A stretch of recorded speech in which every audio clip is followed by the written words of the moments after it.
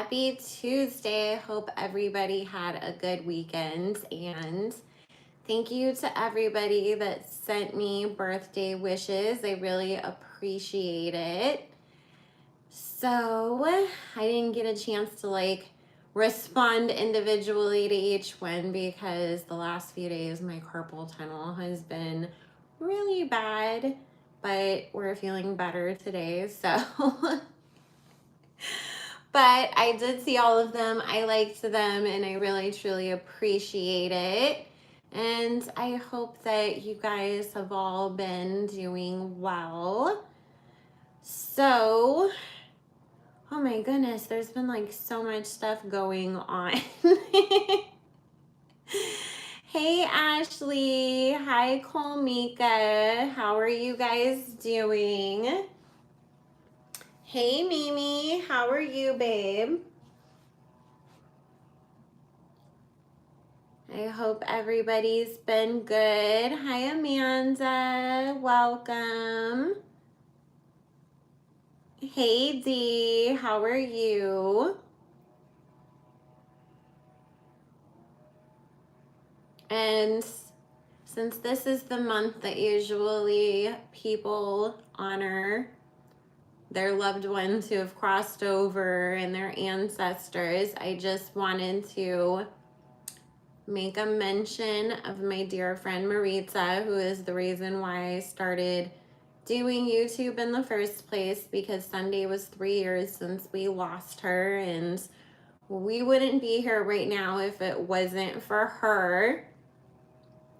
And on Sunday, I was just, really kind of sad and thinking about her, and I just heard her voice say, I may be gone, but I replaced my absence with so many new souls for you, and I hope you see that. And I don't want to cry all over again, but it was really emotional, and so I just wanted to give a shout out to her and always keep her memory alive and going, and say thank you to everybody that Maritza did bring across my path and all the new friends that I have made through this journey. And I really love and appreciate all of you for that. So I'm glad you made it, Diana. This is our new time. We do this regularly every Tuesday and Thursday at 11 a.m. Pacific, 2 p.m. Eastern. So I'm glad you were able to make it, Mimi. You guys, do you want to die of embarrassment with me? So my patrons know this story. I'm just going to briefly repeat it for those of you who don't. My neighbor has a really, really fine brother. And me and this man have been doing the little sneaky smile high wave at each other for the last year. Now he has moved into our complex too, and we've never talked though, because it was all one of us driving past the other one and just giving a little wave, And a month and a half ago, one of my other neighbors' condo had a fire in it because of the dryer vent being all full, So I was going all day that day. I was cleaning the house hardcore, gathering up stuff, that was in cabinets and closets that needed to be thrown out or at least put on the curb for somebody else to be able to reuse.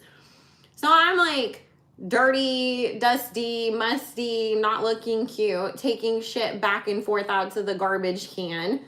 I go take one big old bag of trash out. Nothing's going on. I come back out with more trash, and there's 100 freaking fire trucks in our complex, and everybody is outside. And that's when this man decides that it's a nice time for us to meet each other. I wanted to crawl in a hole and die because I was literally throwing everything out so I could go inside and shower.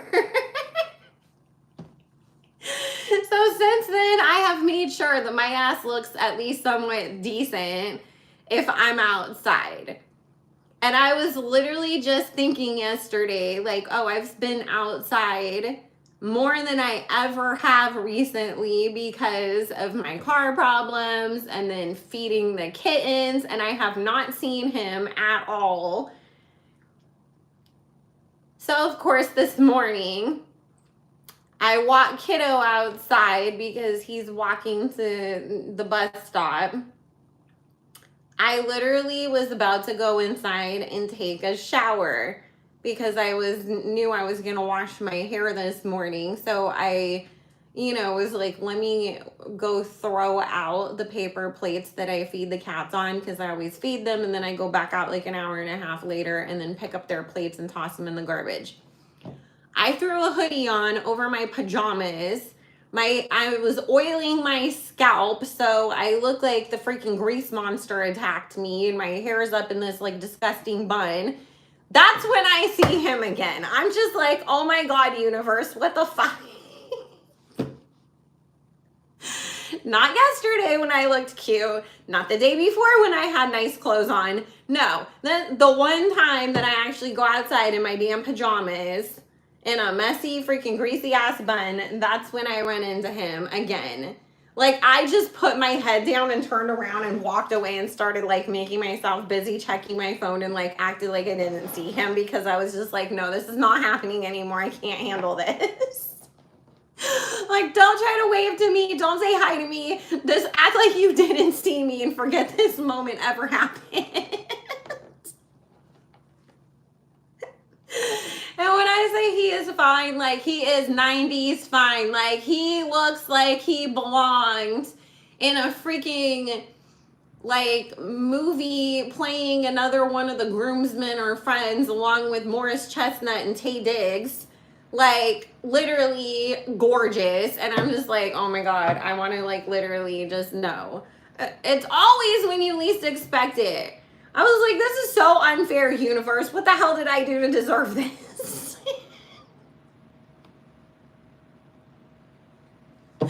Well, he hasn't hit on me, Lindsay.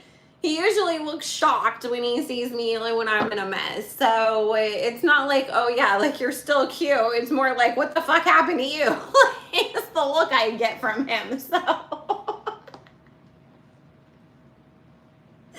at least if I got a date out of it, it would have like made it worth it some way. But no, I just looked like shit in front of a hot guy for no reason. Mimi, I'm hoping that I look so incredibly different. Well, people usually say I look better in person than I do on camera and in my pictures, but that I still look pretty much the same. I just look better in person. So I asked my friend Kenny the other day, because he's seen me in every single imaginable state because we are best friends and have been for so long. And he's like, no, you pretty much look like the homeless version of yourself when your hair and your makeup isn't on. I was like, thanks. It's great. This is the thing. He hasn't seen me looking great, though. Like, the last few times he's seen me, I've looked like an absolute disaster. So anytime that I was cute, he probably forgot about it. And he's probably just like, oh my God, that lady's like a freaking walking nightmare. So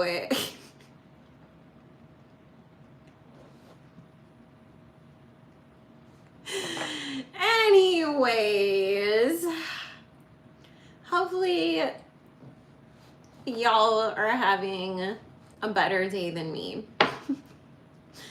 Oh, thank you, hun. My hair just is being a normal, disastrous self today, all over the place, and didn't want to do what I wanted it to do, so we just gave up. So, hey, Miss Cindy. Hi. Oh my goodness. It's, you guys, that's like the craziest thing to me. I just have to say real quick, is when I look at my analytics and I see like South Africa is always like at the top. I'm like, how did like I like end up in people's algorithm in South Africa of all places? Like, that's what's so cool to me about like doing YouTube or like anything like on social media is just the opportunity to meet so many people from around the world.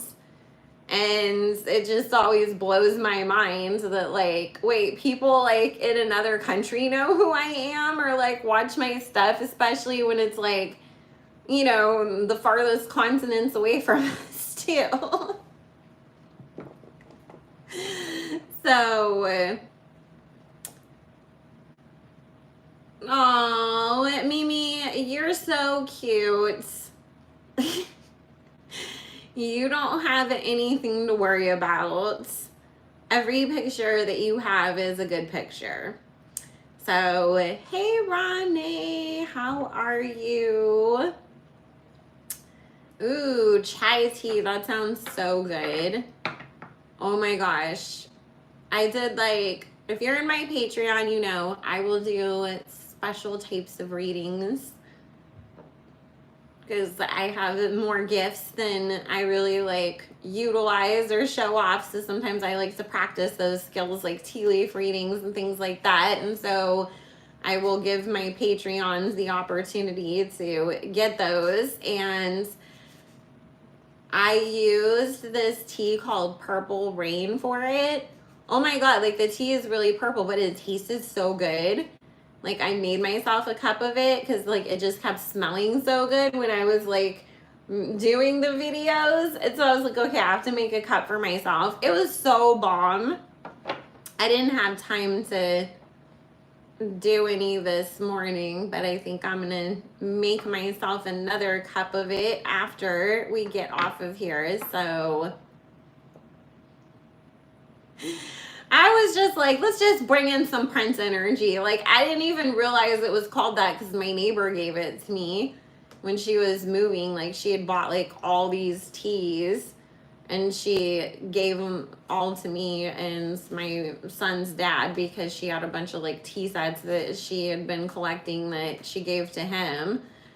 So I just put it in the cabinet and didn't really think about it. And I was like going through all my teas and I found that one and I was like, okay, we're using this one. Because I was going to use a different one that I usually use for it with just Darjeeling, but the Prince tea was bomb. Yes, good luck to everybody that is single and searching. May you all have better dating experiences than I have. And find your person. And if you are worried if somebody is your person or not, you can always book a reading with me, psychicfellowlove.com. So, yes, chai tea is so good with milk. Listen. No, listen, stop saying that, okay? Because that's what you manifest for yourself. The dating pool is not full of poop and it's not rough out there, okay?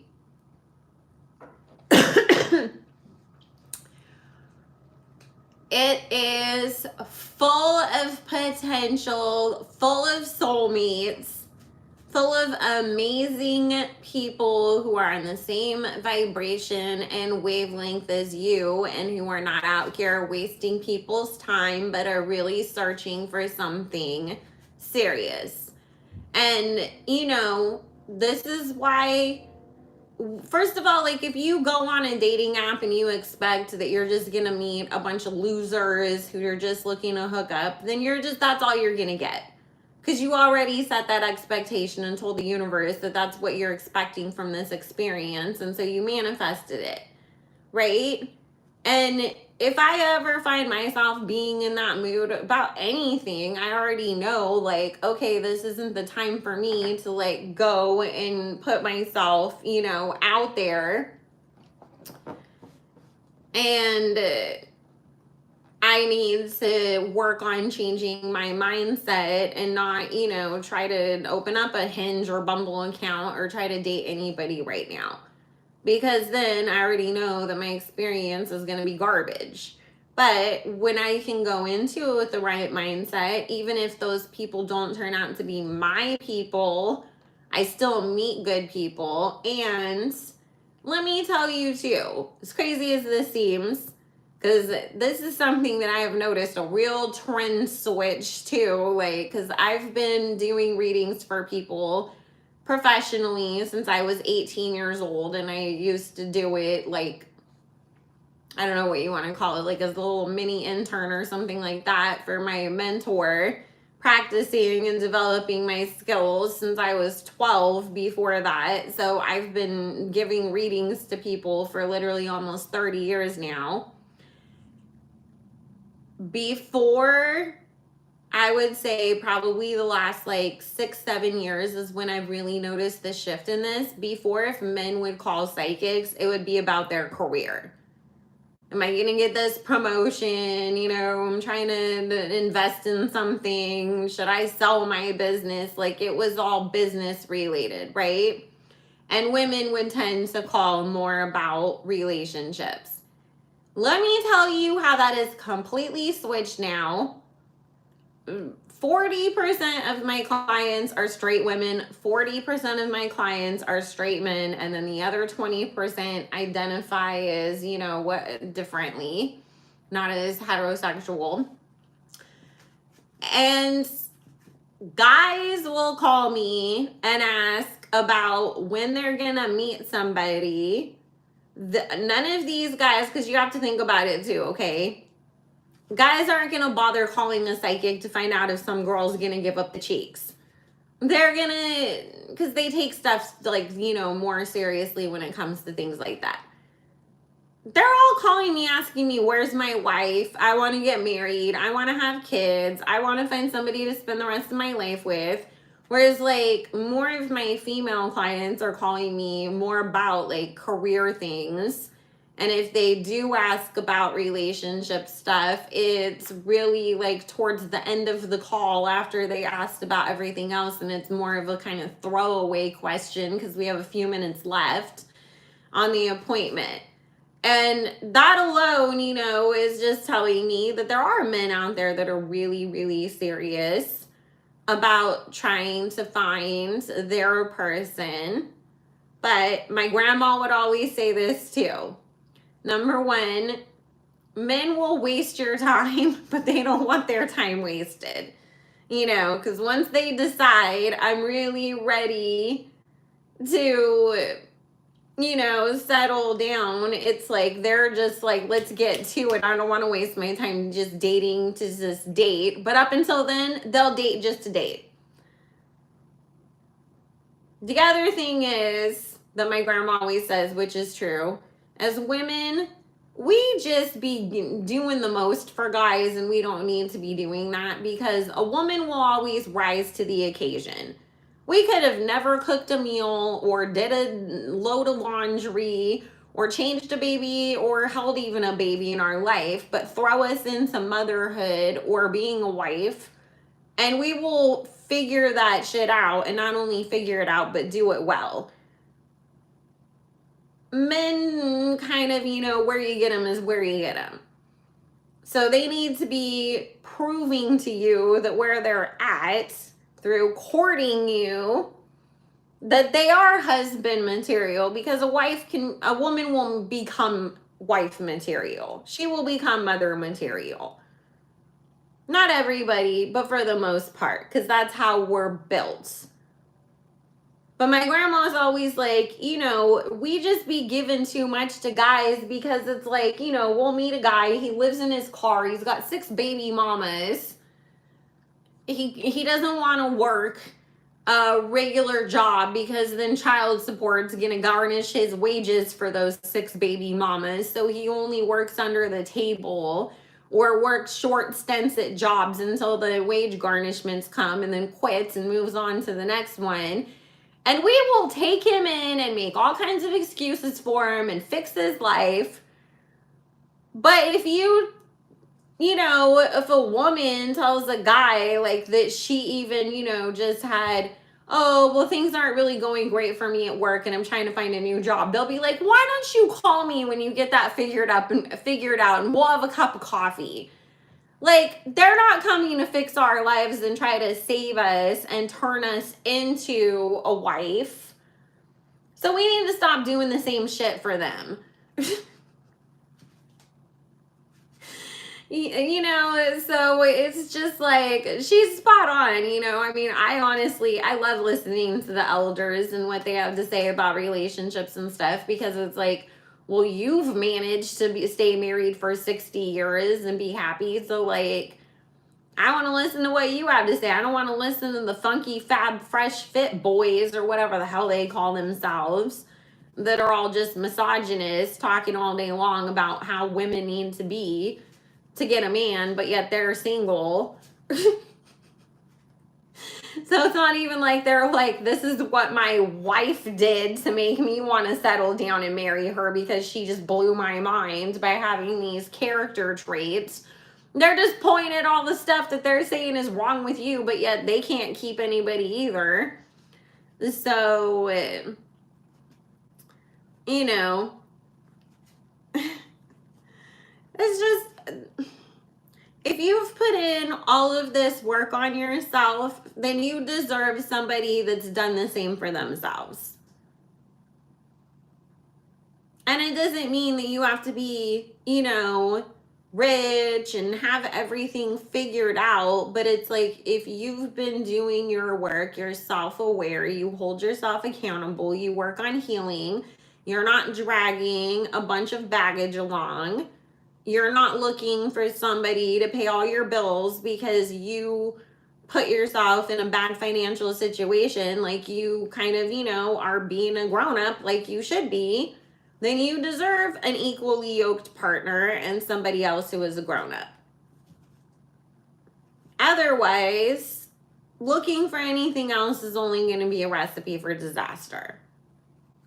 But, you know, the holding yourself accountable stuff too is that I always stop and I ask myself, like, would the way that my life is currently going, you know, would that be fair to somebody else? If I walked into somebody's life and they're entertaining me and, you know, we're trying to see if we like each other and we want to date, and their life looks like how mine does currently, would I be okay with that? Or would I feel like you have so much distractions going on that you're not going to be able to give me the type of relationship that I'm looking for, because either you've got a bunch of drama or you just are so busy that you wouldn't have time to spend with me, or you're not in a good place emotionally. Like, so if I ever feel like I have any of that stuff going on, I'm not going to go like bring all my mess to somebody else's doorstep. They don't deserve that.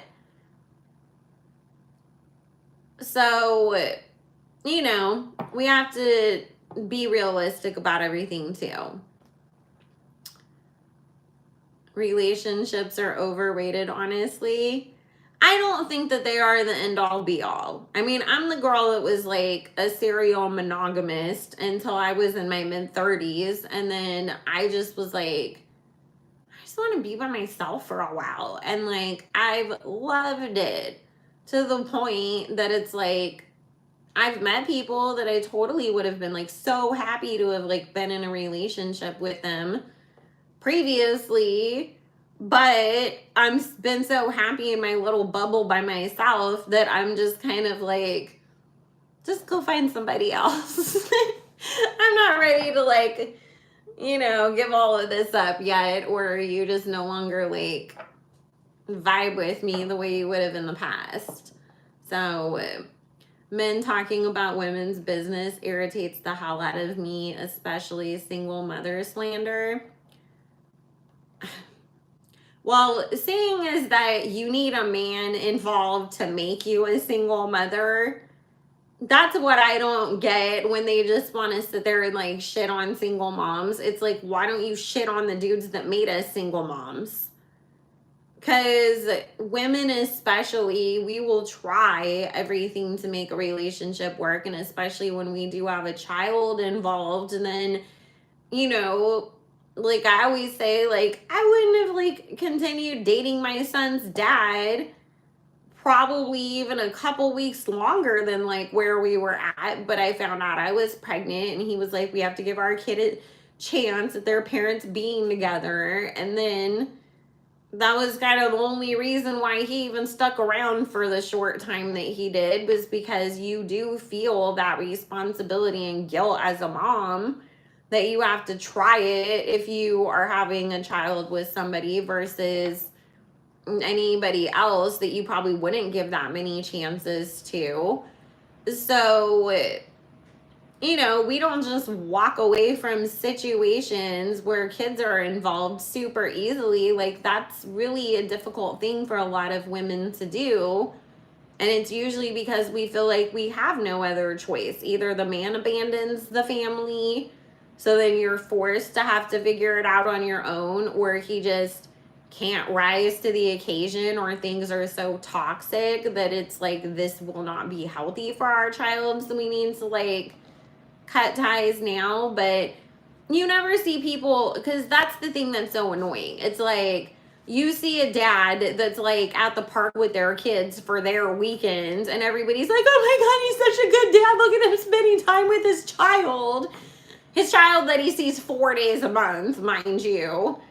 But then the mom that has the kid the other 26 to 27 days a month, everybody wants to shit on her about how she should have tried harder or did a better job at choosing her baby daddy, or she wouldn't be in this situation in the first place. And it's like, why aren't you getting mad at him and being like, why didn't you try to fucking make shit work with your baby mama so that your child had both parents in the home?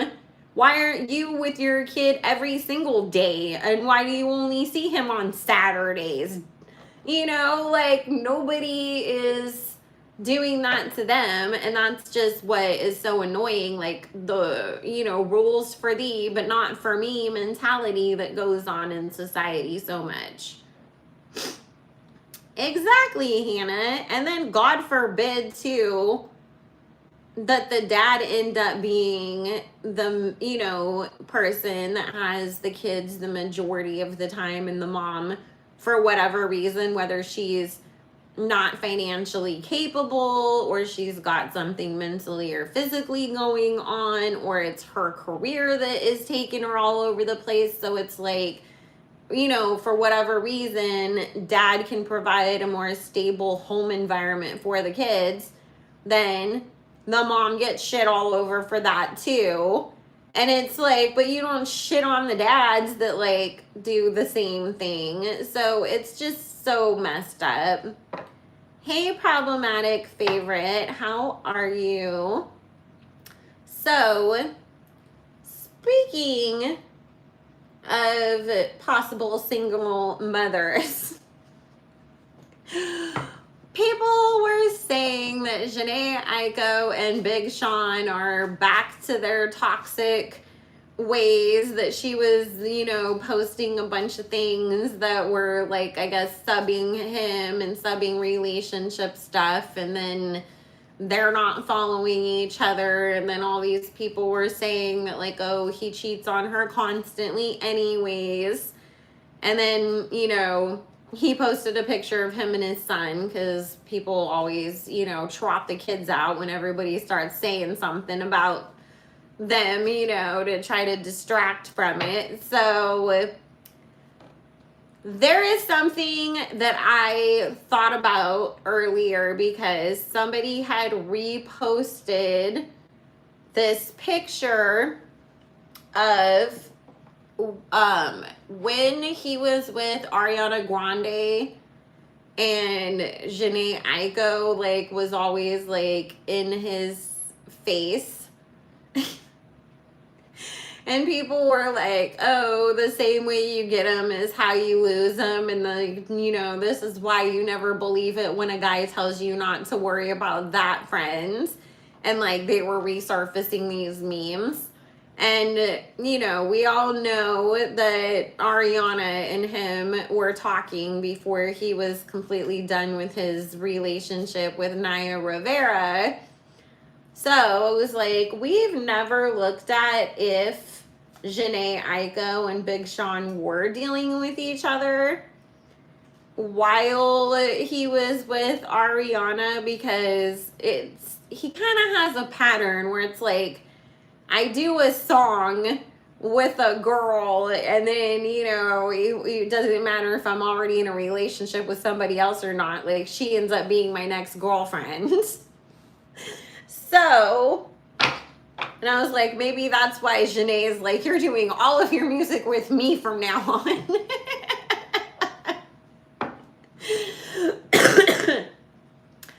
Well, that's the other thing that I was just thinking too. People are always talking about the Cat in the Hat and Bluetooth and how she's fucking obsessed with him, but I'm like, do we forget like all the weird shit that Jhene Aiko has done concerning Big Sean over the years? Remember when she got that like huge tattoo of his face and then they broke up like a week later and she had to get it covered, and then they got back together and she got pregnant? So, and we've gotten previously that yes, she does. Jhene is a witch. She's just like everybody else in Hollywood. Don't ever fall for that, like, oh, well, I do Santeria, so I'm not in the Illuminati, or I'm just really spiritual and I take shrooms and meditate in the garden. They're all still in the fucking Illuminati. They may do extra shit on the side, but they're still part of the same Hollywood demonic cult that they're all in. And she's been doing love spells and shit on him.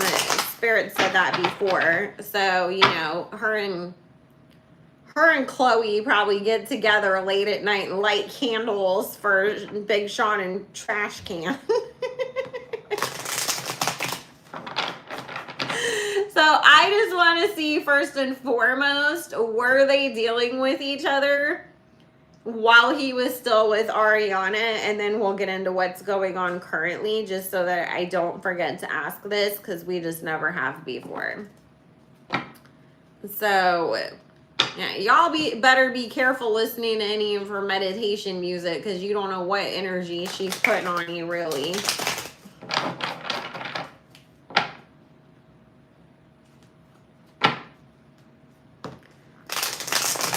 But music is spells. They repeat things on purpose a certain way. They choose certain beats a certain way.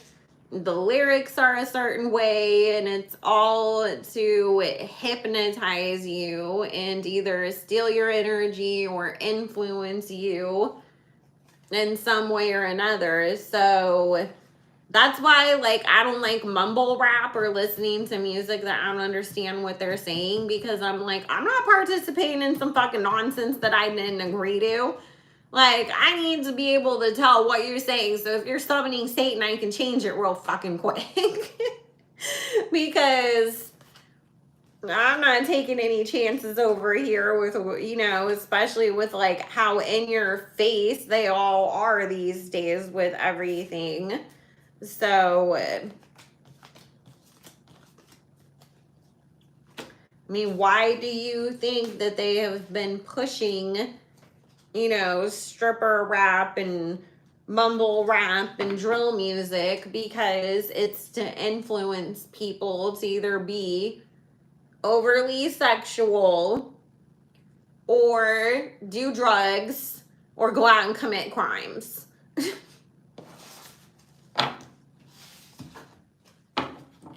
There's real reasons why they be pushing certain things, because it's a part of the overall agenda.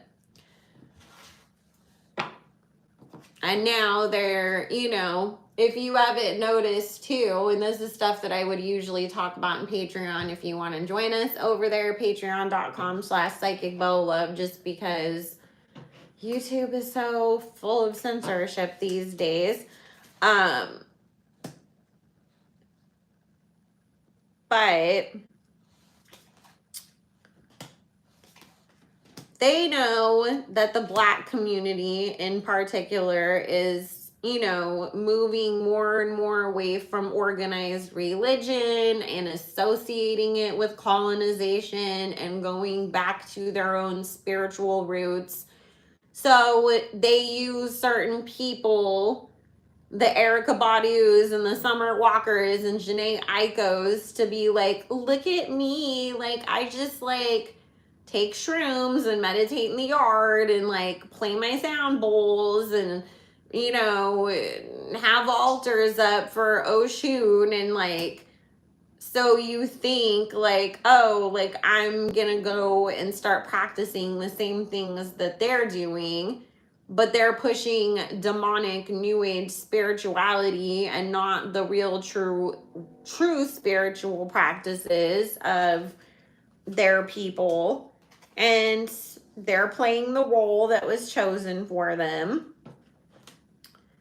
And it's still to try to mislead people and lead them away from the real truth that will empower individuals and wake people up. So don't fall for the, yes, I'm a witch, but I'm a good witch stuff that they all be trying to, you know, portray now too. Because I saw Sis has been real on that one also lately, and don't even get me started on her. So, alrighty. Dang. This is what's so funny is that it's like Jhene Aiko, when she met Big Sean, she was convinced that's my person.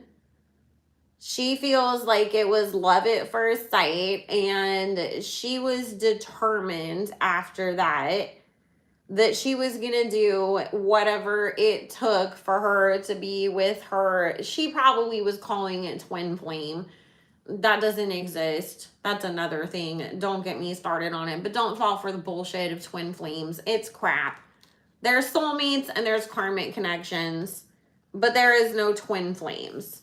So, you know, she was just looking at it like, I'm going to do whatever it takes to get this man, because that's my twin flame, that's my soulmate, and I'm supposed to be with him. So she definitely started on the spiritual work before she got to work in the physical sense. But did she start doing things to put herself in this man's face and in his spaces so that she could be, you know, around him? Yes. So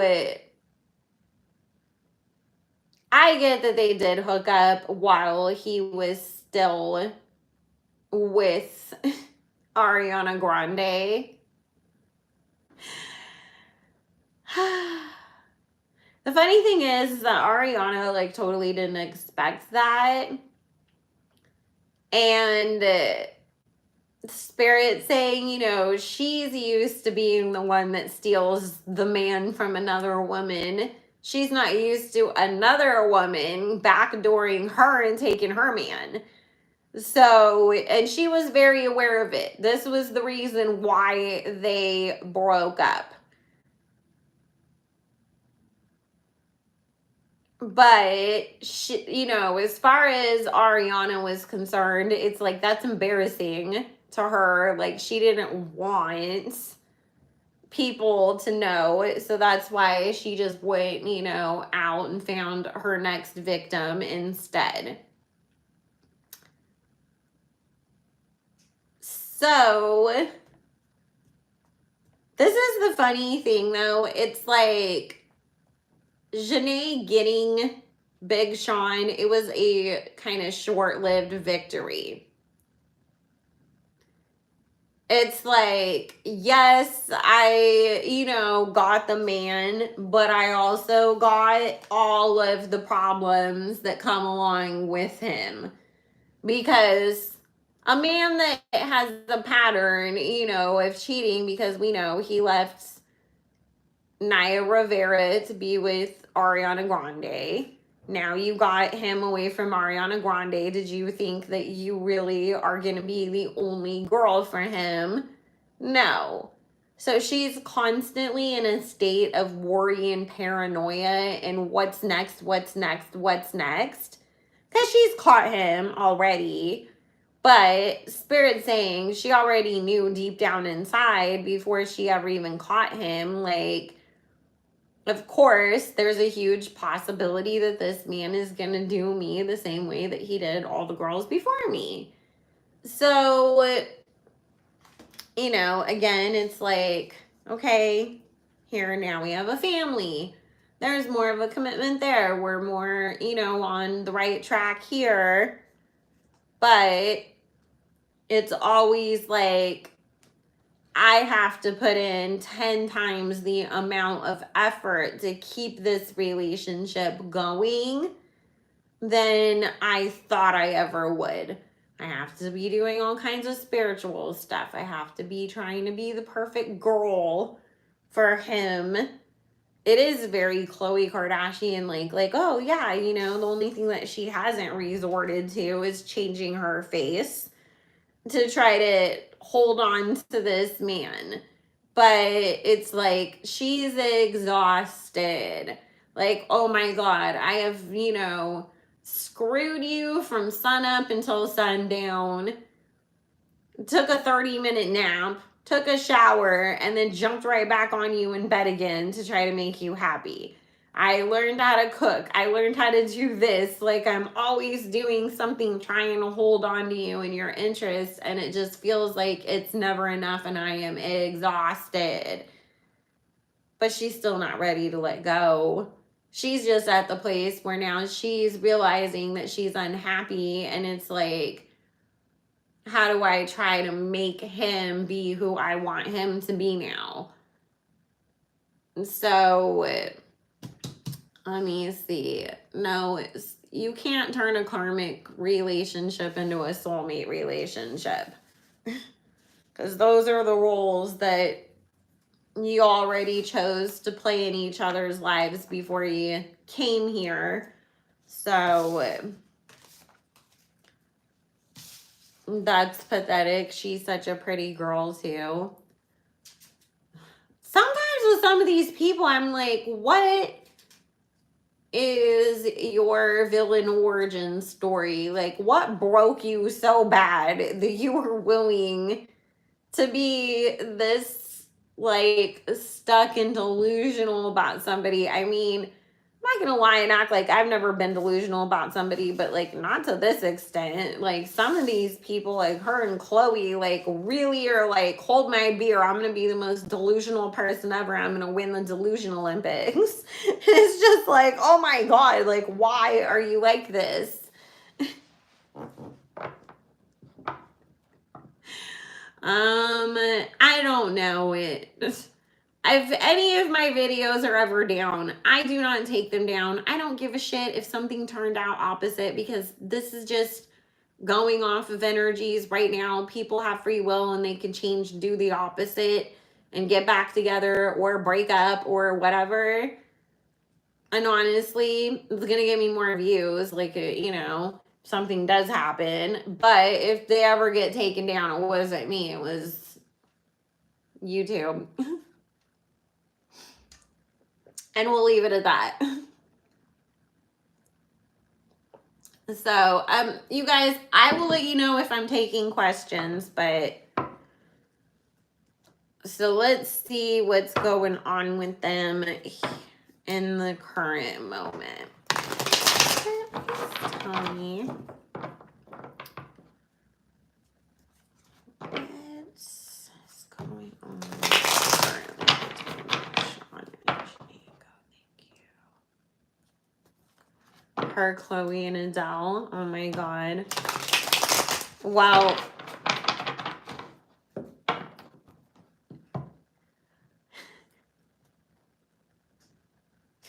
And it seems like Megan Thee Stallion, according to the things that are going around this morning, is in competition with Brittany Winner. So somebody put together, I think it was the female rap game on Twitter, and they reposted on Instagram a list of all of the guys that she's been allegedly connected to. And I was like, oh wow, girl, like, you've only been out for a few years and you ran through that many. Like, no wonder they have such a hard time trying to find a PR relationship for you to be in. I like Big Sean. You know, there's not a lot of Big Sean's music that he's put out like his own self that I'm super into, but he's had a lot of good features on other people's songs. And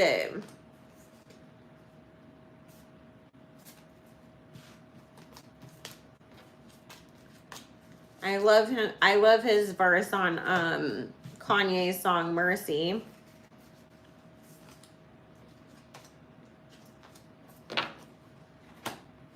Two Chainz is another one that always kills his features too. But I've never really super been into Jhene Aiko's music.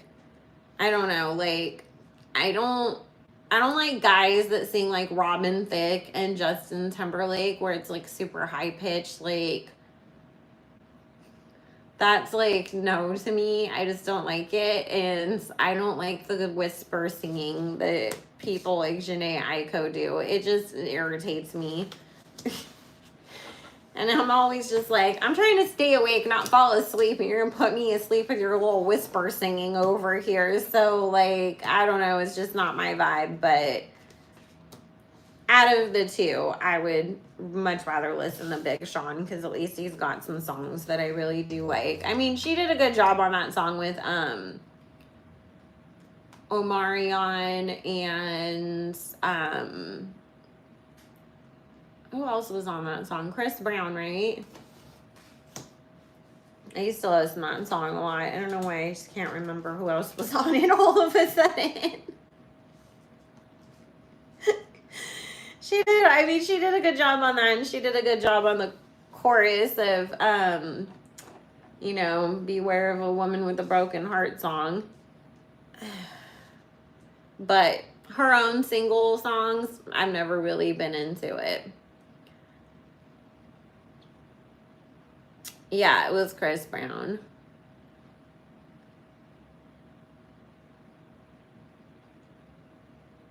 Oh, the grocery line, is that how she managed to keep Big Sean? Oh my God.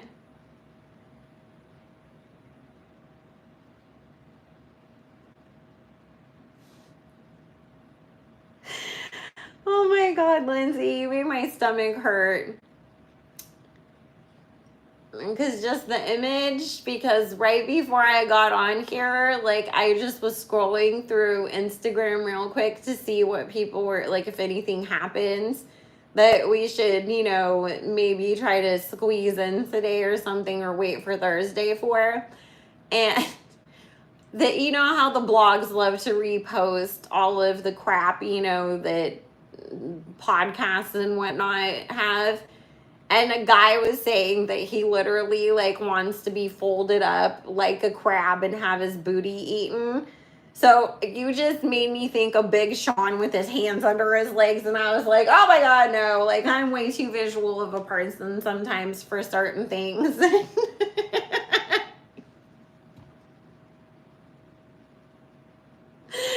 I was just like, oh no, I saw it in my head. I did not want to. It was an accident. And I was like, where's the mind bleach so I can erase this memory? She said it's just rhythm. She didn't actually do that in an interview. Oh my gosh. So, probably Lindsay. Hey, Lynn, I'm glad you made it. So, anyways. Oh, child. Don't be surprised if they don't end up married or coming out as married. Like, this is the thing that Spirit's saying is, if she's not going to leave him alone, he needs to leave her alone. But there's a comfortability there. It's the stability. Because a lot of times guys will do that. You know, we've talked about that, where they know exactly how far they can push their partner and what they can and can't get away with. And what they need to do to make up for things when it does, you know, when they do get caught fucking around or messing up. And it's, you know, when it comes to Carlos and off cheat, it's buy her another fake bag or another car she can't drive. Put more flowers on the floor and then she's going to forgive you. With Sean and Jhene, it's do something like move in together, have a baby, get married. But to him, it's like, well, I have somebody that's going to do anything and everything for me, and I can go out there and fuck around all I want, and the most that she's going to do is walk around the house moping and crying, post a bunch of quotes and sub me on Twitter and Instagram stories, and then, you know, I'll tell her I'm sorry and she'll forgive me. And then we'll, you know, do the same thing again in 6 months. So, because it is, I got caught lying again. I got caught cheating again. Here's the resolution. Let's get married and we'll make sure people know that we did. Because I know people were saying previously that they thought that they got married in like some spiritual ceremony, because to her, it's like, well, if everybody thinks that we're married, then maybe these hoes will leave you alone because they don't want to mess with a married man because they know that you are taken. Then to him, he's just like, whatever, I don't care. People are still going to want to hook up with me because I'm Big Sean. They don't give a shit that I'm married. Actually, that makes women want you more sometimes. Like, so what's the big deal for me to do it? It's just back and forth like that all the damn time with the two of them. Also, they will have another baby at some point too. They won't break up for good until he leaves her for good. And Spirit saying the only difference between her and Ariana or her and Naya Rivera is that Naya wasn't going to put up with that shit. When she caught him with Ariana, she called off the wedding. You know, Ariana didn't really, you know, get that opportunity. But we all know Ariana's a man-eater and she would have ended up leaving him for some other guy. So he knew, like, there's only so much I can get away with them. But Jhene's just the one that's willing to put up with anything. She's not better in his mind than any of the other girls that he's been with. So,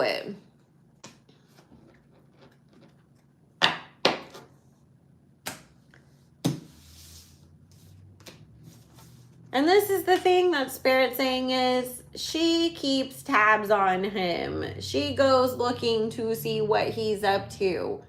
She tries to catch him. And it's like, if you're not going to leave, why are you trying to catch him? Because he hasn't stopped.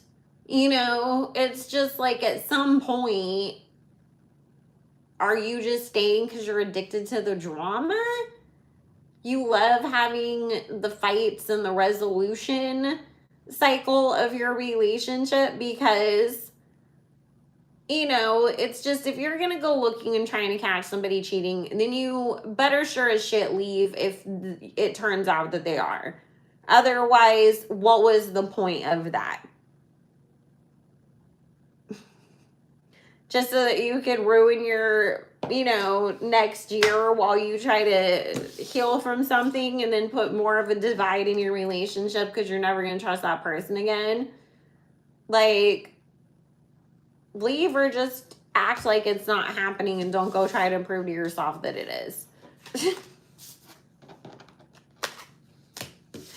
What was it that the Braxton said? Let that man cheat in peace.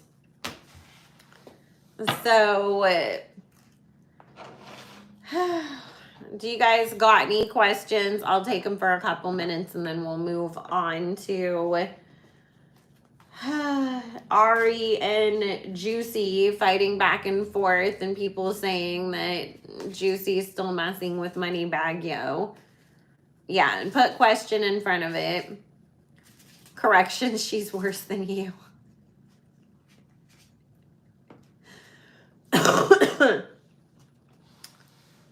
She was creeping with Sean during her first marriage. When did they break up?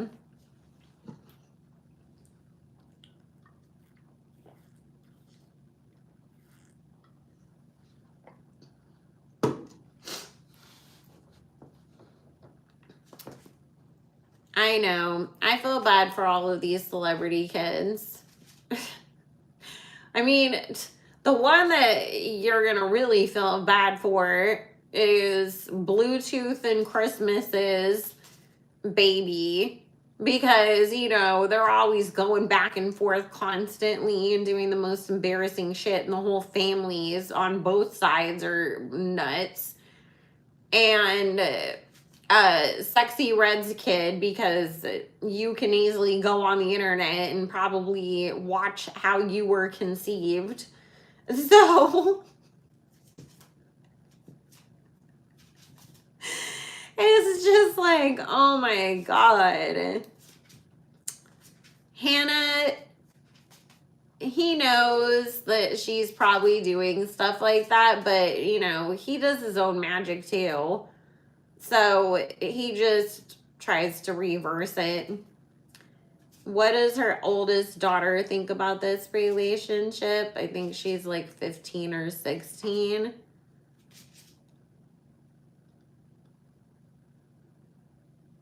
Spirit said their daughter doesn't really like I feel like they're good at keeping all of this stuff away from the kid anyways. And she's at that age where Spirit's saying, like, you know, she's kind of in her own world and more focused on her own stuff. So it's like she likes Big Sean, but she's not aware of, you know, the relationship issues that him and her mom have. And she wouldn't really care anyways because she's more worried about her own life. So does Sean have an emotional connection to her, to Jhene, or the kid?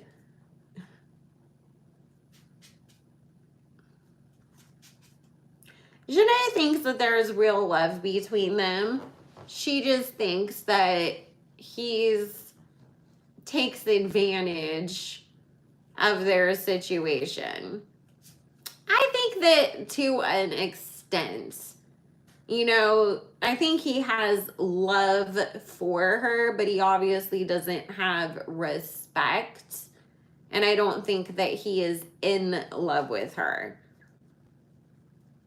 Which, and no more questions on them, guys. We'll gotta start moving on because I do have to get off of here at a certain point because I have a client waiting.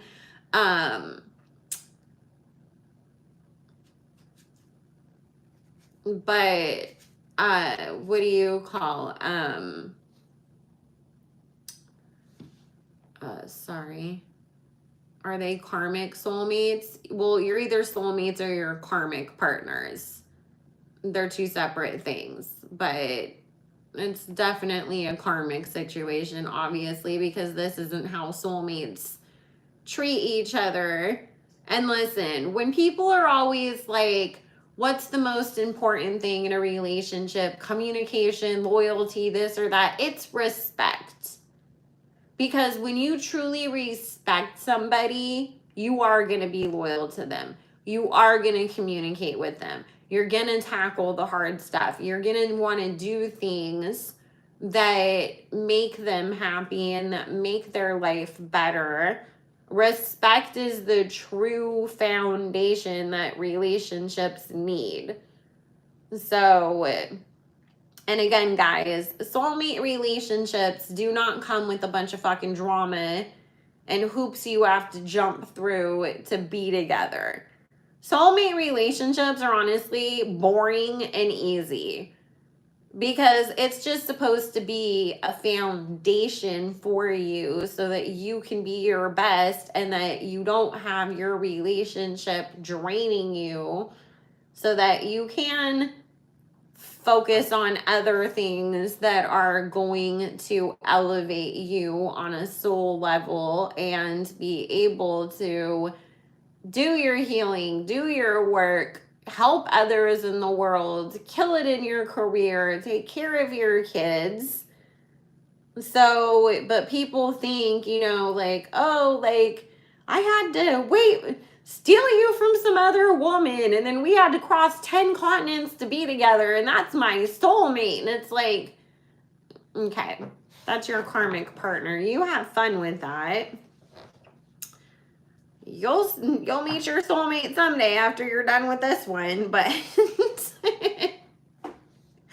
soulmates don't come along to rescue you like a Disney movie. They come along after you rescued and healed yourself, because you really have to be at a certain vibrational level before the universe will let you have your soulmate. Romance is tempestuous, love is calm. Yes, and if you feel butterflies, that's your intuition telling you that there's something you need to pay attention to. Real, like, connection and love makes you feel like you physically want to lean into it, like something is energetically pulling you there and you just want to, like, know more about it and you want to just keep going. But, like, the butterflies, when you really think about it, it pulls you back. It hits you. It makes you go, oh, and, like, kind of yank back. That's for a reason, because there's something wrong there. You're supposed to feel calm and good around that person, not nervous and anxious. So, the right relationships are not too much. Well, and let me tell you guys, our own intuition, because everybody has a level of intuition that is built in for us for our own protection. Back in the caveman days, it was running from the dinosaurs and, other tribes of people that wanted to kill you or whatever. In these days, it's honestly evolved to keep up with the times that we're in. So our own personal intuition, which is very different than having intuition reading for other people, it sits right here in the solar plex area. So you're gonna physically feel things in your gut, because the way that the world is, where everybody's, like, inundated with so much stuff all at once constantly, right? I mean, just look outside. You see people walking down the street. They're sitting there, their headphones are in, they're texting people. They're probably trying to get to the bus stop or wherever they need to go next. So we're not in a space where we're tuning into our own intuition constantly, because there's so much noise going on around us. So our body will react on a physical level to get us to pay attention to our intuition. And so usually, when you get goosebumps on your arms or a chill down your spine or that tightening in your stomach, that's your intuition saying, hey, look out. There is something going on that you need to pay attention to. So if you do get those feelings around somebody, be careful and really pay attention, because your intuition is saying there's something not right here. You need to really listen to what's being said, see if actions are matching up. Be aware.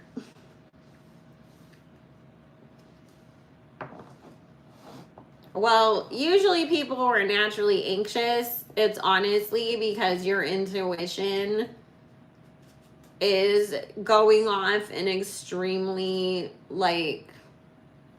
extreme ways, but you have tuned it out so much that it's turned into anxiety. So the more that you work on centering your energy and tuning in to your higher self, the more that you will overcome the anxiety and the more that you'll be able to tell when your intuition is what's really going off. So, all right, let's see. So, Juicy is always making it seem like she's still messing with Mario, as Ari was calling him, because I didn't watch the Carisha Please podcast, but I saw the clips that were going viral, and then I saw the aftermath of these two going back and forth with each other. So, you know, Ari was making it seem like Juicy is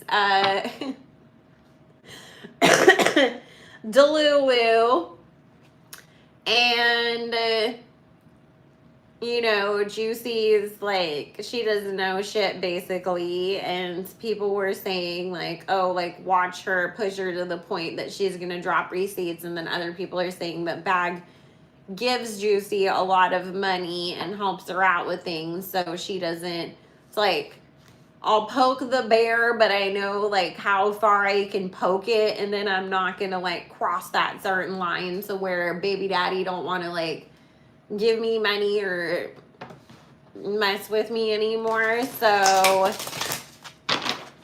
let's see what's really going on. It's really going on between the rapper that goes by Moneybagg Yo and his baby mama, Juicy. And I cannot ask on YouTube if the other rumors are true, so don't ask, because that's something that we definitely will get in trouble for talking about over here.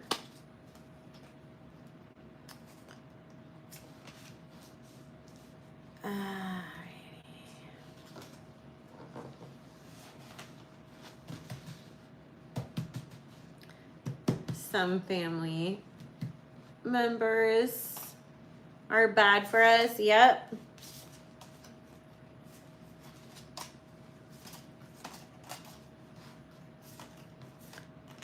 Well, let me just tell you something, because people always only say half of the actual quote when they're like, the Bible says that blood is thicker than water.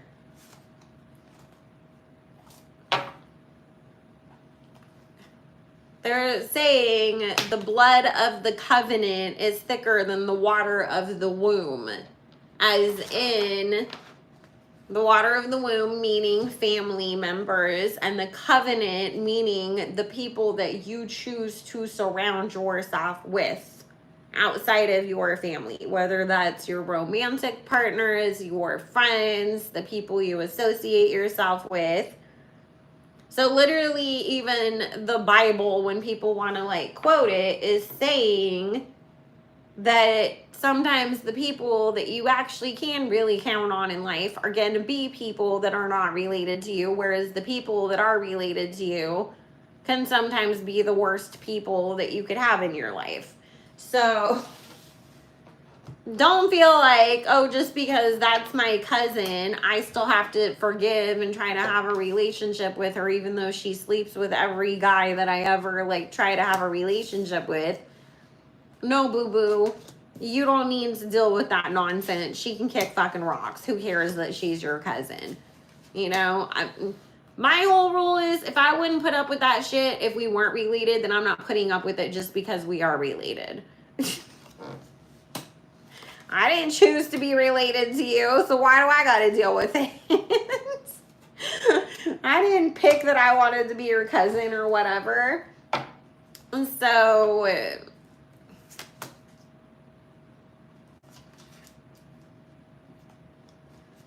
yeah, I know.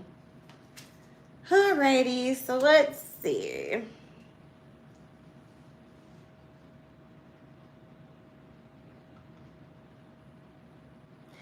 I mean, does Bag still mess around with her and maybe a couple others of his baby mamas? Yes.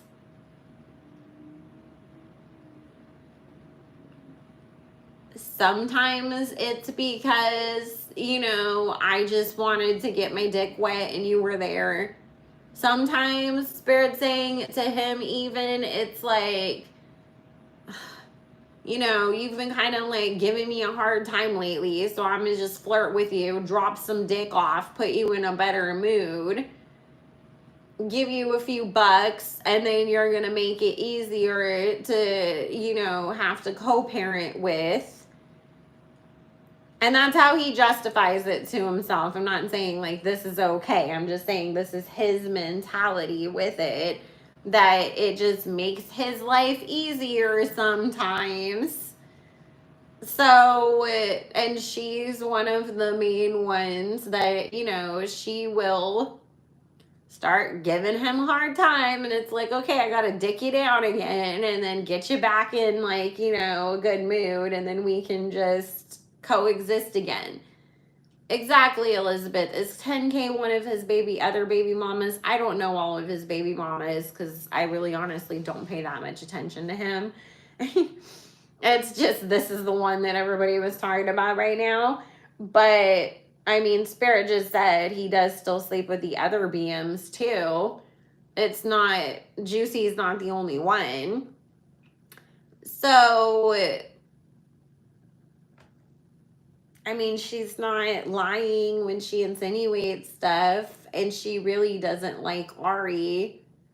There's something about, because it's like, Juicy knows the bag is just a man-ho and he's gonna do what he wants to do, you know? So she doesn't feel like it's really worth it to argue with anybody else that she knows he hooks up with.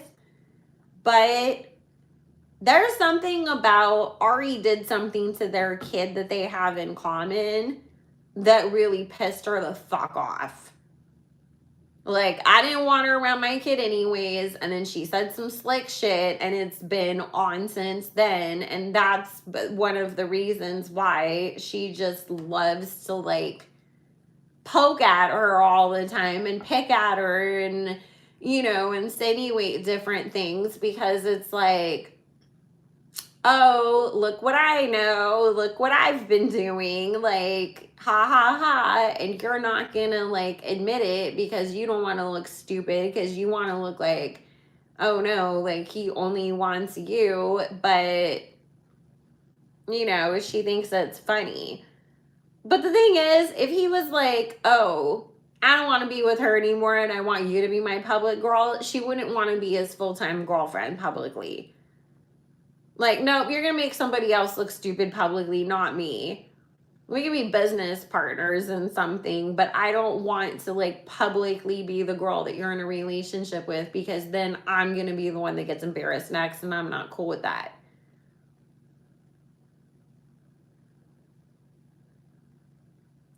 So,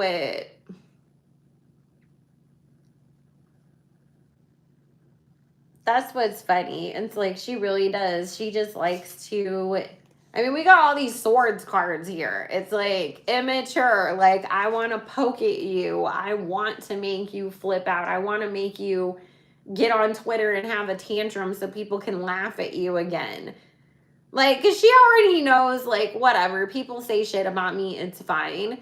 But, like, she enjoys the fact that Ari will get all riled up and get on Twitter and start going off and subbing people and saying crazy shit. And then, of course, you know, there's always the people that are going to quote tweet it and be like, well, you're stupid because you keep going back to him, you know. Like, Juicy just sits there and laughs her head off. She thinks it's fucking hilarious. Like, oh, she's mad again. Ha ha. So...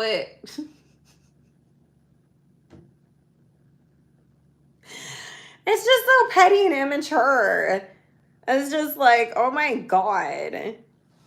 And why are they sleeping with him? Because he's the king of coins.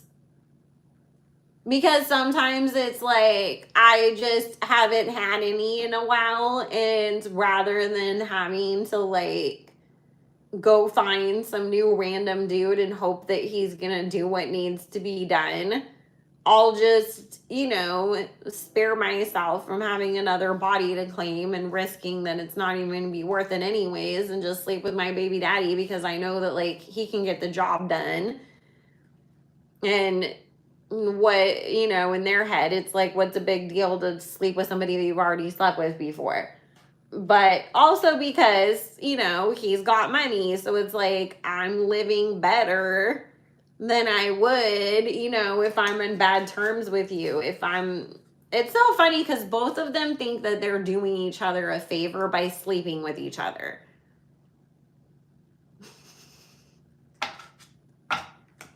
For different reasons, but a mess. A mess. I mean, listen, Ari was still sleeping with Herb when he was going back and forth, you know. She went from being the main baby mama to the side chick to her baby daddy. And it's just like, they're all just doing the same dumb shit with each other. I mean, and I saw, did you guys see that her explanation when Carisha asked her, why did you stay and work it out with him? And she said, because then I'm gonna have to go and start all over with somebody else and they're just gonna cheat on me anyways, so might as well stay with the woman I'm already with and just work past it.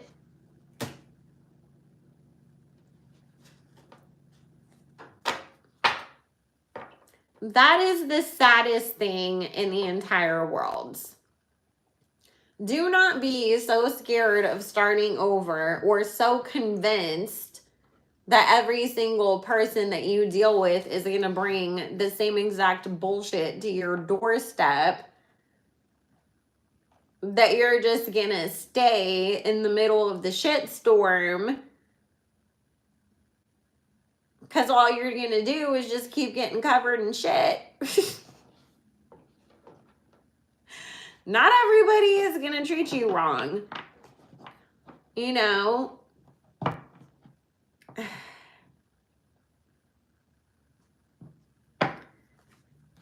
I know, it is sad. It's so sad to see how many people are like, well, he gives her money, or like how people will constantly be like, well, that's just things that you have to put up with sometimes, or they excuse it because the guy's got money and what do you expect, or at least she's like getting her bag or whatever. And it's like,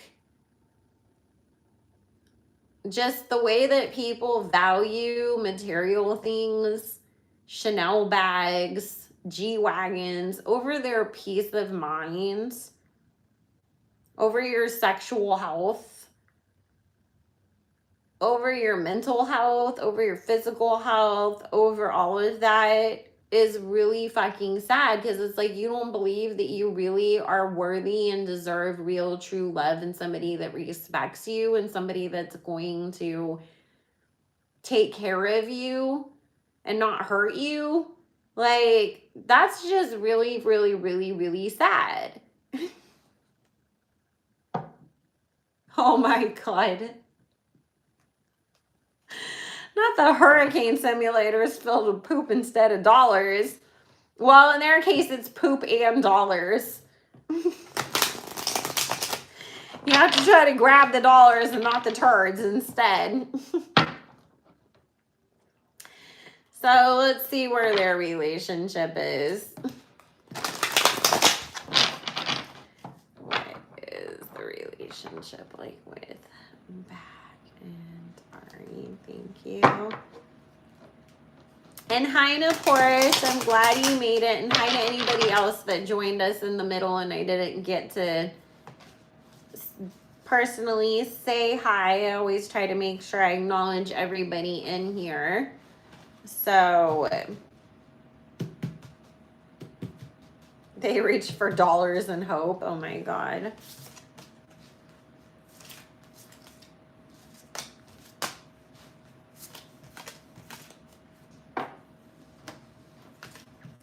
With his manufactured abs. Dude, that was so funny when he posted that and was like, oh, why aren't you all seeing me or something? And then that guy reposted him with the plastic surgeon and said, because I don't want lipo.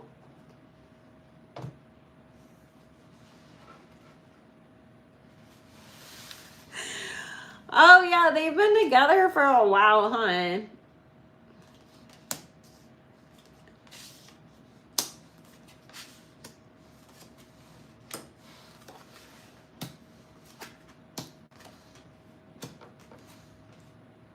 You guys, is she not like working as much as she used to?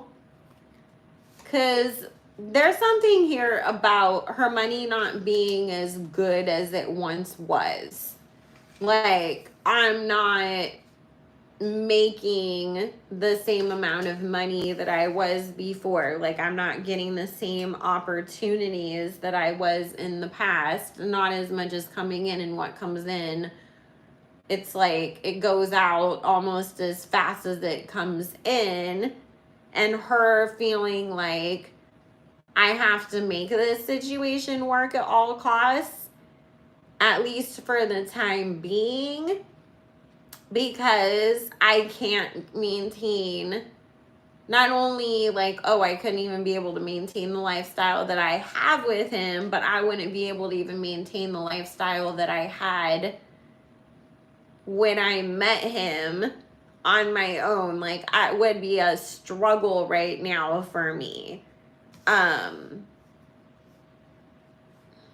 Or was Herb giving her money? Like, what the hell's going on with her money? I don't pay that much attention to her, so I really don't know what this is about. Like, maybe one of you guys knows what this could possibly be about, but she showed up as the Queen of Coins in reverse. And Spirit was talking about like financial stuff constantly weighing on her mind, on her head, worrying, how are we going to fix this?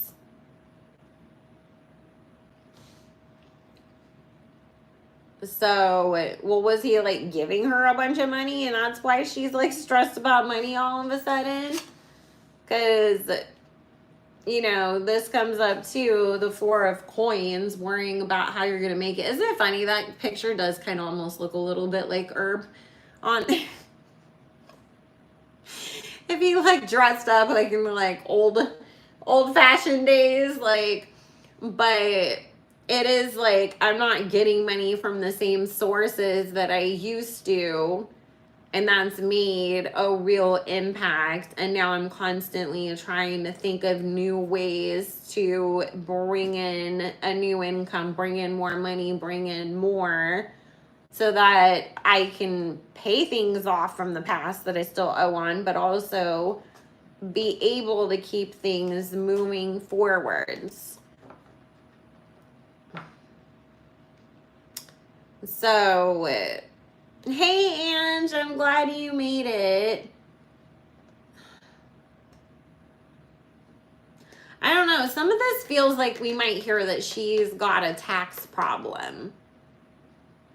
Because it feels like I owe a lot of money to the IRS on top of everything else. And I'm going to have to like really work my ass off to pay that off. It may not be the IRS, but it kind of feels tax related, and like we'll end up hearing about it at some point.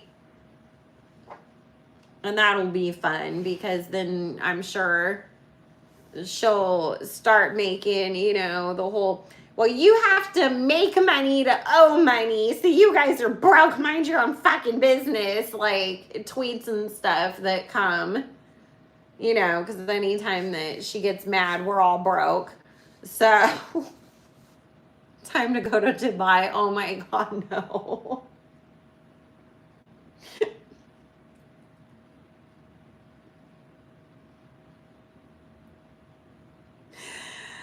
But it's talking about, if they do break up, this really being a Tower card moment for her financially. So,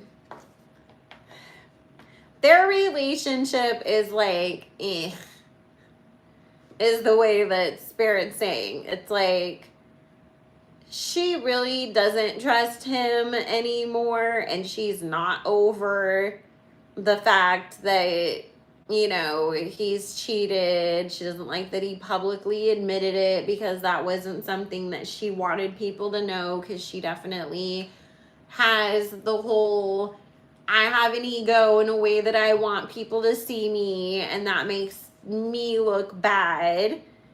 And so it's like, okay, well, now he admitted it, and so now I have to own it too. And it's like having to spin it, but it's like, that was almost just as hurtful to her that he like let that get out as it was that you actually cheated in the first place, as far as she's concerned. So, you know, he's been trying to kind of do a lot, both privately and publicly, to be like, you know, no, she's amazing, our relationship's great, I love her, like trying to make up for it. But Spirit saying she's not really in love with this man anymore. And if she felt like she had other options, like another guy was waiting in the wings to take care of her financially, and didn't have, you know, 199 baby mamas and kids and all of that, like, she would be out of there.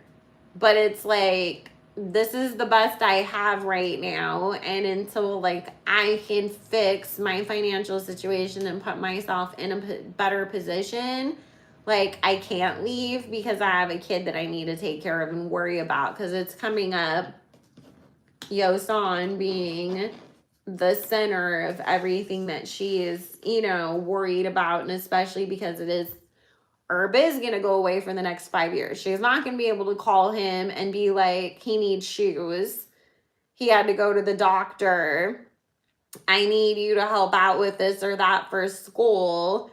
So it's like everything really fully is going to be on me, and I have to make sure he's okay. And this is the only way I can do that for the moment. But don't be surprised if something doesn't pick up for her financially, if we don't end up seeing them split up. So, oh, thank you, Juicy. I appreciate that.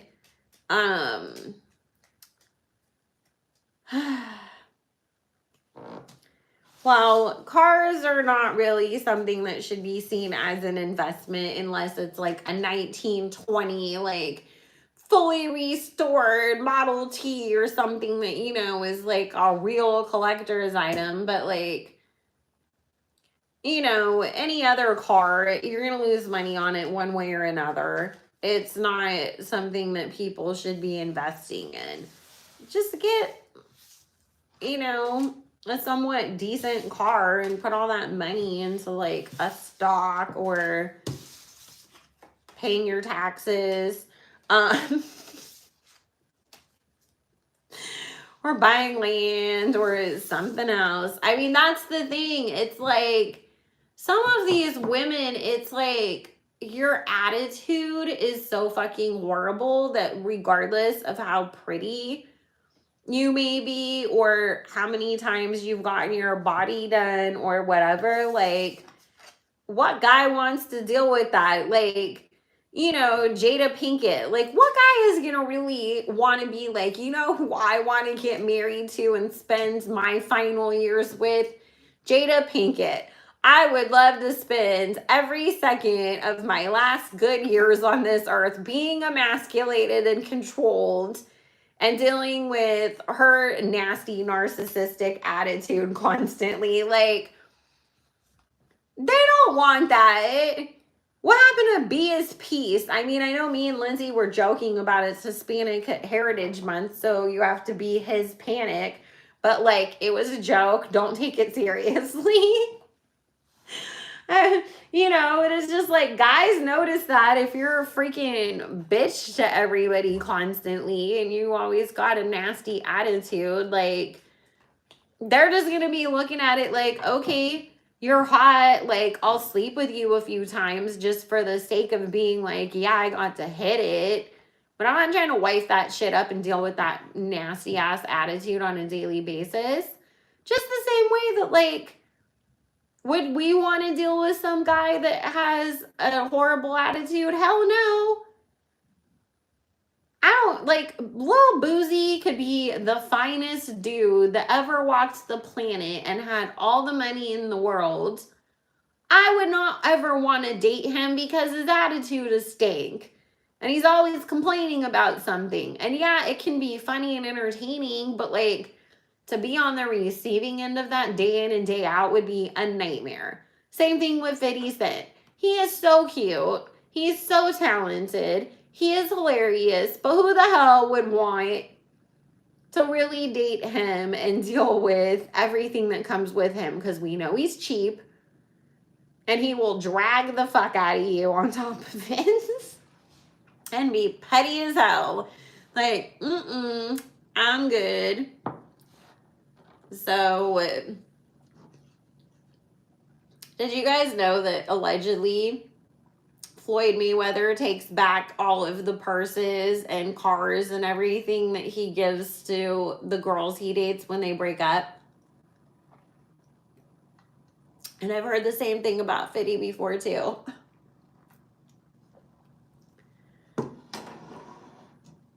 And then allegedly they'd be giving them to the next girl. I wonder if in Floyd's house, like, he has like a whole checkout system, like a library. You're like, I'm checking out this Birkin for the duration of our relationship, but I have to give it back if we break up. And then the next girl gets to carry it around. Like, it's weird.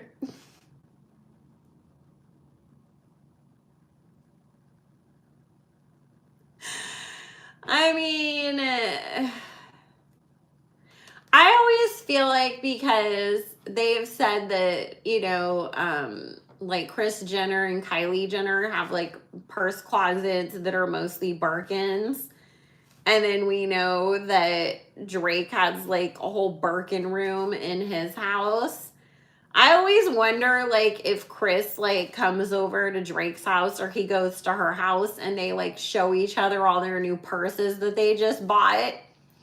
Oh, do you have the crocodile one? Because look, I just got one. Do you want to hold it and see if you like it so we can call the lady and see if she can get you one, and like text each other when they get new purses and just try on each other's clothes and shit?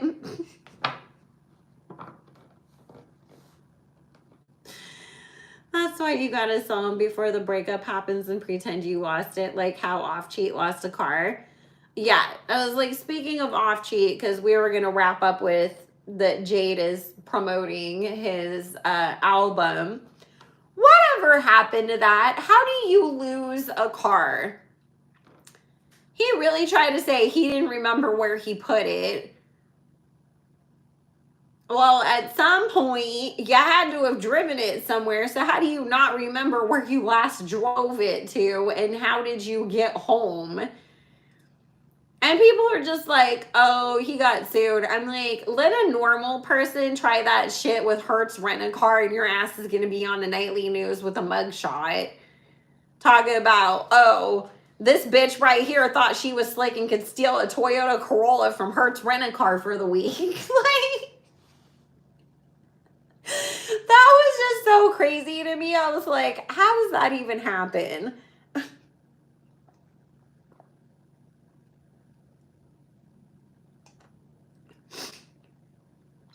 I mean, knowing Drake, I could see him putting air tags on all of his purses.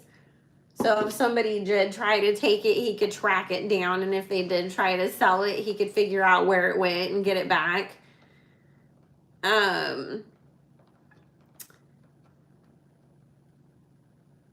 Have you guys seen, just real quick before we get into Offset, since we were talking about Drake, have you guys seen his baby mama? Whoever did her nose job did amazing. She looks just really pretty, and at first you're just like, wow, Sophie looks really pretty. And it took me, I was like, something's different about her. I had to go through her whole page I keep looking and scrolling in on her face so that way I could be like, what's different? And then I was like, oh my God, she got a nose job. Yes, she got a nose job, and I think she got like a brow lift too, maybe. She looks like so much younger and just really pretty, and she looks like what do you call she looks like a Turkish. I bet you she went to Turkey to get her nose done. But like she literally looks like she's like Turkish or Persian now. But they did a really good job. Like she really, really, really looks pretty. And I was just like, dang, Sophie, all right. Because, like, yeah, she's had a killer fucking body. And I never thought that she was, like, ugly. But obviously, she just didn't fit, like, Hollywood beauty standards because she did have a larger nose.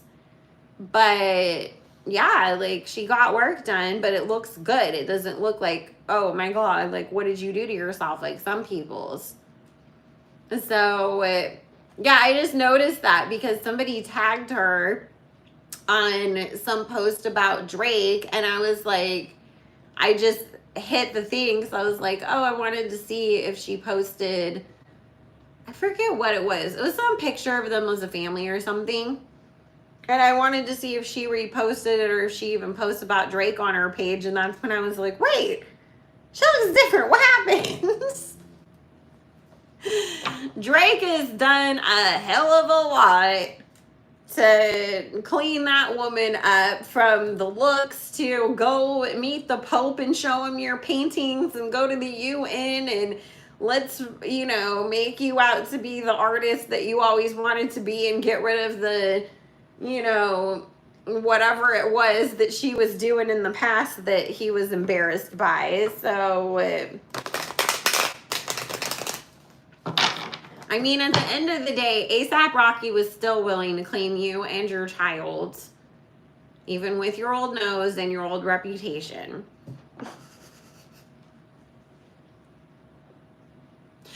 So, I'm not a huge A$AP Rocky fan, but I will just say, you know, we probably understand why Rihanna would want to have a baby with him over Drake.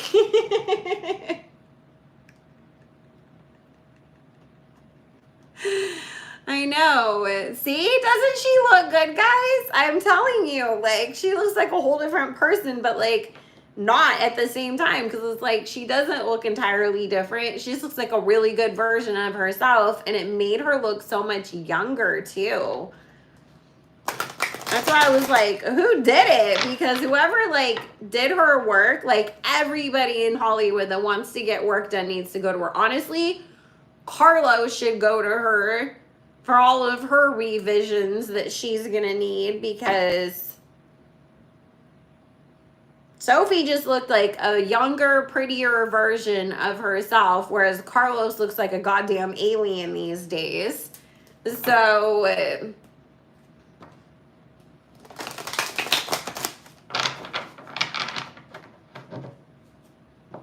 where does Carlos get her face work done? I know she goes to like Colombia and the DR for her body, but where does she get all her facial work done? So I wanted to see, people were saying Carlos must have paid Jade to capitalize off of all of the drama so that they could bring attention to Off Cheat's album. And then people were saying no, they're back messing around. So I wanted to see what's going on with Off Cheat and Jade first, and then we'll take a look at Carlos's involvement.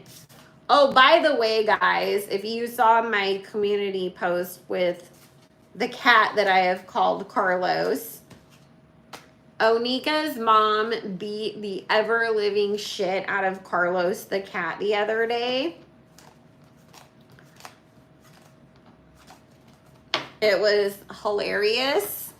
And I was like, of course. Of course it was Onika's mom. She said, that's enough, you dumb bitch. Let's get rid of you.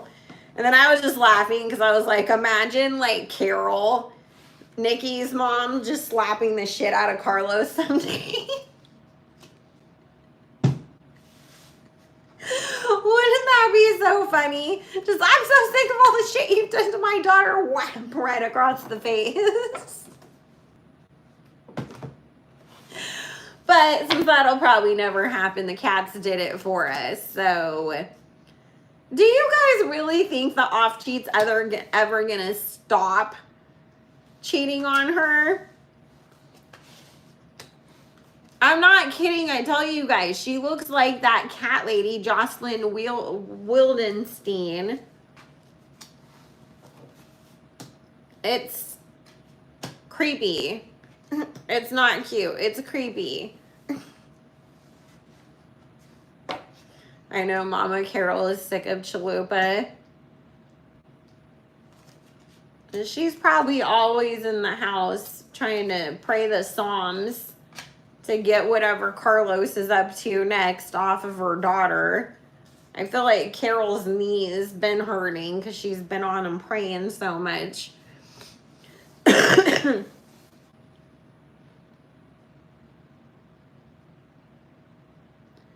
Is this old news?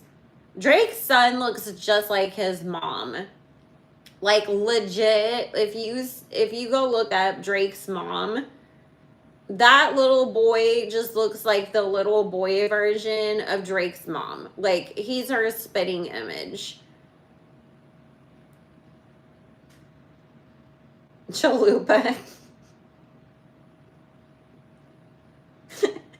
We be calling her fajita and chalupa and everything else. But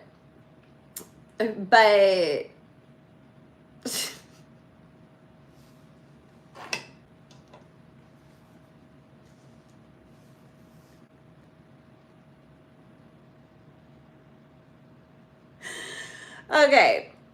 Jade at this point would never ever like mess with off cheat again, because I'm not taking questions right now, guys. I do have to kind of speed through this a bit because I gotta get off of here by 1 o'clock because I have to call a client at 1.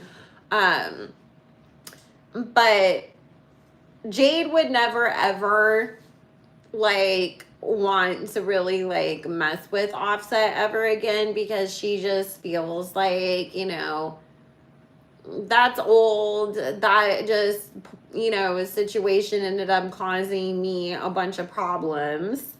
And of course, you know, she did get paid off, but to her, it's just like, I would never want to like actually be a part of that circus ever again.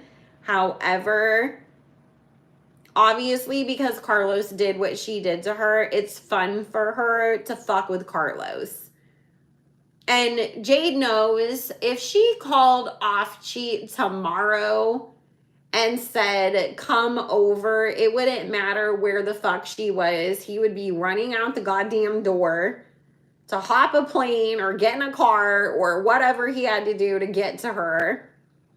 So she just, you know, it's a little ego boost for her. Like, oh, please, girl. If I wanted him, I could have him, no problem. But I don't. So you can enjoy him as far as I'm concerned. But it's like, you also tried to send men to beat me up. So fuck you. I'm going to have fun playing around and just picking at you. And then getting everybody to go and clown you again. Because Jade knows that every time that she does some shit like that, that people are just going to go clown Carlos all over again. So it's just like, whenever she wants to fuck with her, that's what she's going to do. But she's not messing with off cheat again. Off cheat still be trying to get in touch with her, though. She has, you know, that one time that she showed us, you know, and this is why everybody should know why he will never stop cheating on Carlos, okay? He was in Jade's fucking messages and DMs saying that he missed her while his wife was in the middle of a damn court case for sending men to go beat her up because her husband messed around with her. You're the reason, sir, why your wife is facing criminal charges and you're still in the other woman's DMs. But we're supposed to expect that he changed? No. She has way more receipts than that. As recently as last freaking week. So if Carlos ever really tried to start some shit with her again, trust and believe that Jade has all kinds of receipts lined up, waiting to drop like a motherfucking bomb on Carlos's head. She's just holding on to them just in case. But yeah, he's, I mean, you know,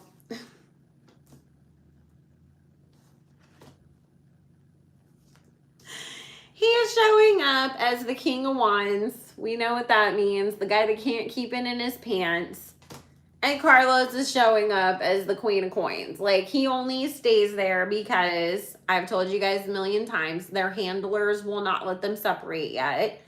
And because, you know, it's more of a brand and less of an actual marriage. It's very reminiscent of the Smiths, you know, Will and Jada and what they had going on, where it's like, yeah, I'm gonna go do whatever, you know. People might think we're really like married like that, but we don't spend very much time together. We're always off doing our own things. But when there's something to sell to the public, we will show up on the red carpet together. We will do the song together. We will do, you know, what it takes to get the attention and the money. But are we really in the same house 90% of the time together? No. Are we really like, you know, have that tight relationship like that people would assume a married couple does? No. They are no Sierra and Russell. So,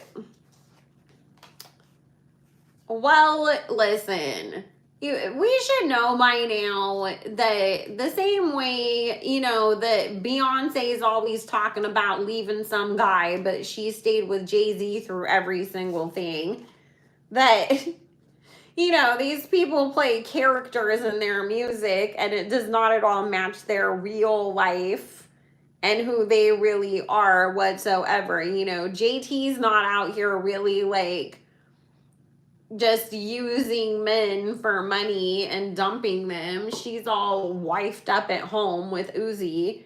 And yeah, he might be financially taking care of her, but it's one guy versus like the stuff that she sings about, you know. That's what I always tell you guys. Pay attention. Any other female artists, go in their comments and look. There is a bazillion guys being like, oh my God, just give me one night with you and you're so hot and this and that. Carlos does not get those types of comments. I mean, I always feel like Lotto is one of those people that like is overly sexual but yet has no real sex appeal. But Carlos beats her at that. Carlos really isn't a very sexy person. She just talks about sex a lot and tries to make you think that she's sexy, but she's not a sexy person. She doesn't have a sex appeal. She's just more like, I don't know, like goofy. Like if she was gonna be anything, like, you know, in the context of like, if we were gonna put them in movies, right? Carlos would be the sidekick that's always making the jokes and the friends, you know, whereas like, I don't know, in say Nikki or Megan or any of the other girls would be more of that like main character, you know, that the guys all do want and they do find her sexy. So, oh God. Listen, I always say this about Kim putting people that have had a shit ton of surgery in shapewear. That does absolutely nothing because the surgeon already sucked everything out and tightened it up already. So what the fuck are you smoothing or shaping with the damn, underwear and bike shorts and shapewear and all of that? Nothing. If your boobs already sit up here because you got a boob job, and then like you can show me all the bras in the world and then take them off, your boobs are still going to be sitting like that. That's why I say I'm more moved by like Lizzo's stuff, because it's like, well, if it can do something for Lizzo, then I know it'll work for me.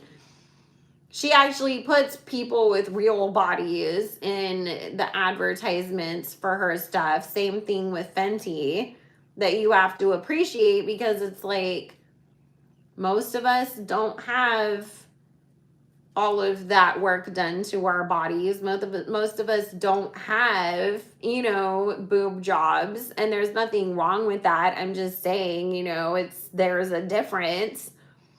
Somebody that doesn't have all that work done to them is probably more in need of shapewear than somebody that did get work done to their body. So it's just like, what is that showing me? Like, I don't see how this is going to work for me. Whereas when somebody, has a real body and they're in a Fenty or a Yitty campaign, then it's like, okay, well, I can see how like it's smoothed out her hips, or it's being a real nice supportive bra and holding the girls up. Maybe that would work for me too. Carlos would be the deaf. Oh my God, I haven't heard that word in so long. You like totally transported me back to the early 2000s. So Carlos and Offsheet are still faking the funk, like always. Those bags are still fake and not real. Stop falling for the bags are an investment lie. Again, you have to have a buyer for it. And guess what? We are in a recession, and if certain energies in this universe get their way, we will be in a depression. Do you think people are going to pay, not even just tens of thousands, but hundreds of thousands for used purses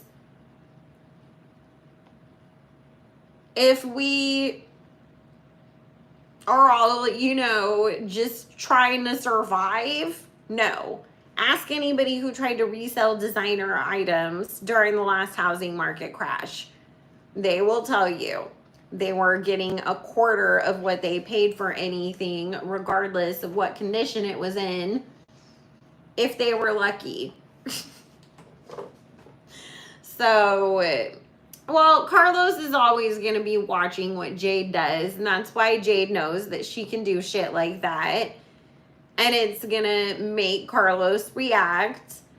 I mean, if you want to make Carlos react, all you have to do is create a Twitter account. It doesn't matter if you just created it 5 minutes ago. Put Nikki's picture as your profile, and then say that Carlos sucks. You don't even have to @ her. She will find it, and she will get in a fight with you. So you can only imagine that Jade's probably on the floor dying laughing every time that she just gets bored and decides to fuck with Carlos. Like, let me just put on a bra real quick and dance around to an Offset song, because now I know that Carlos is going to call in the whole makeup team. She's going to call wardrobe, makeup, and hair, and hurry up and get herself together, and then try to post a video of her botched self or pictures acting like, well, I'm the wife, I'm better. Or she's gonna have another one of her tantrums on the internet. So Dude, I feel like all she does is just sit online and watch people. You know, and that's another thing. It's like if it takes you 3 days to come up with a word that rhymes with you because you're trying to prove something and actually write a song for once, then, you know, if you got all this time to be Twitter stalking people, then you got time to go get your freaking pen and paper out and practice. Carlos's haunted house will be filled with Barb's and Nikki's music on a loop. Listen, I said this in Patreon just because I thought it was such a good idea and I got to go after this, but I saw this reel about how, like, you know, there's like towns for sale on Zillow. And I was just like, what if the Barbs and the Umbrellas got together and like bought a whole town and named it Barbie Lanes? And we could like redo the whole entire town to be like Nikki and Tori like themed stuff, and like the town square is speakers and it plays their music, and we had a bowling alley with all the ops faces on the pins, and then the bowling balls are pink and blue with Nikki and Tori's faces on them. Like, that would be so dope, because I was like, tell me some other fan base that would be like the most historic shit we could do, because no other fan base like is gonna be able to like build a town around their favorite. Although, watch the Swifties see this and then do it. But can you imagine how jealous Carlos would be? She would totally lose her motherfucking shit and be on Twitter screaming at her fans that they don't do enough for her because they didn't build a town for her.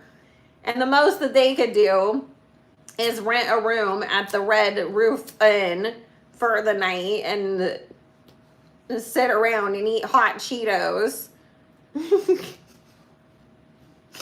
and talk about her, you know, all 4.5 of her real fans. But anyways, guys, I have to go. And if you wanted to book your own personal private reading with me, you can join me on my website, psychicbellelove.com, and book your own personal private reading. You can also join me at patreon.com/psychicbellelove.